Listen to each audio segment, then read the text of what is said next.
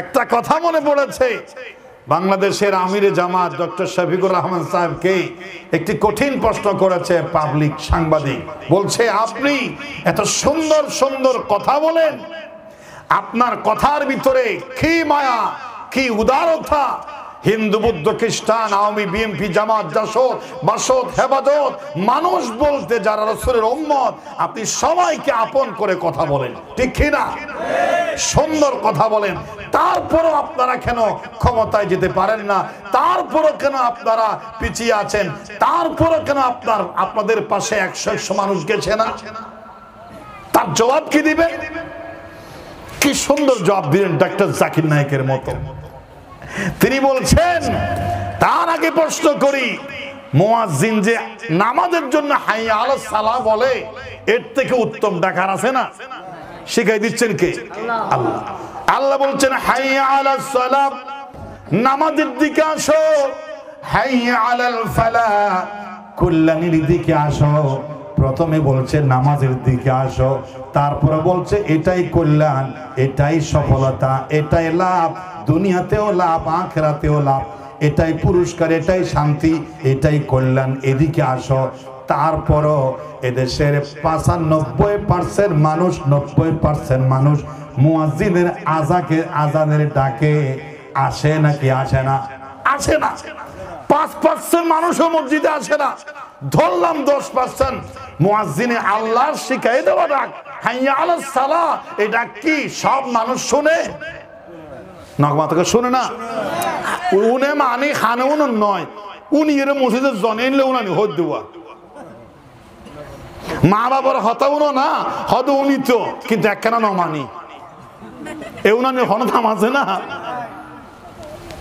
হয়তো মুয়াজ্জিনে কি সুন্দর হাইয়া আলাস সালাহ হয়, তারপরে 1 লক্ষ মানুষের ভিতরে মসজিদের যায় খজনে, তো এটা ডাক যেন বেগুনে নৌনে কোয়াল যদি হারাম হয়, শফিকুর রহমানের ডাকেও ইসলামের ছায়া তলে শয়তান আসতে পারবে না। এটা শয়তানের কর্মকাণ্ড, এটা দুনিয়াদার, এটা তাদের বদনসিব। কে আসবে আসবে না এটা আমাদের দেখার বিষয় নয়। মুয়াজ্জিন যেমন মুসল্লি আসলেও না আসলেও নামাজের দিকে আহ্বান করতে থাকে, যারা আসবে তাদের পালা হবে, কল্যাণ হবে।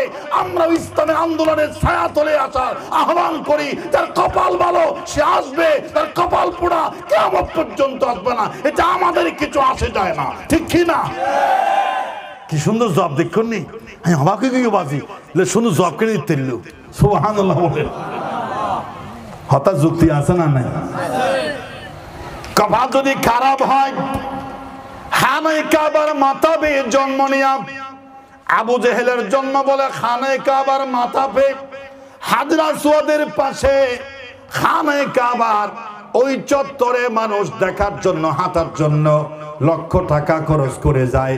কিন্তু আবু জেহেলের জন্ম বলে ওই খানায়ে কাবার তাওরত অবস্থায়, এত সুন্দর জায়গা খানায়ে কাবার পাশে, নিজের আপন চাচা, এর পরেও রসুলের হাতে কালিমা পড়ে জান্নাতি হতে পারলো না। পোড়া কপাল বলে, ঠিক কিনা? এত সুন্দর তাওয়াফরত অবস্থায় খানায়ে কাবার চত্বরে কি সুন্দর আদরের দুলালি আবু জেহেল, আবু লাহাব, উতবা, সাইবা, কুরাইশ বংশের গর্বিত সন্তান রাসূল, তাদের ভাতিজা দিন রাত 24 ঘন্টা দেখেছে, যার আদর্শ দেখে দুনিয়া পাগল। কিন্তু চাচারা বলছে আমরা মানি না, কালিমাও পড়বো না। এটা হলো নসিবের ব্যাপার, ঠিক কি না? আবার বহুদূর থেকে, হাবশি দেশ থেকে বেলাল পাগল এসে বলছে, হুজুর আমাকে কালিমা পড়ায়া দেন, আমাকে আপনার ছায়া তলে নিয়ে আসেন। কালিমা পড়তে চাই, আপনার জন্য জীবন দিতে চাই। এই কালিমা পড়ার পরে আমাকে মেরে ফেললেও কোনো আপত্তি নাই। জুড়ে বলেন সুবহানাল্লাহ। এটা একটু ভাগ্য লাগে, নসিব হওয়া লাগে, হেদায়েত চাইতে হয়। ওয়াল্লাযীনা জাহাদু ফীনা লায়াহদিয়ান্নাহুম সুবুলানা।